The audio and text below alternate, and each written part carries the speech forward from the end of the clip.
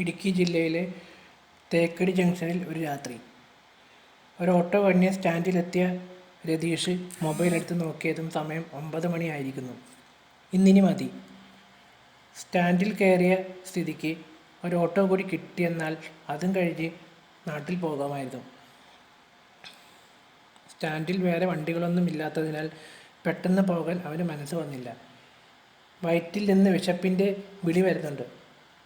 രതീഷ് തൊട്ടടുത്തുള്ള രമണൻ്റെ ഹോട്ടലിൽ 3 പത്തിരിയും ചിക്കൻ ഫ്രൈയും കഴിച്ചു. അതിനുശേഷം വന്നപ്പോൾ അവിടെ കാത്തിരുന്ന ഒരു മധ്യവയസ്കൻ വന്ന് ഓട്ടോയിൽ കയറി.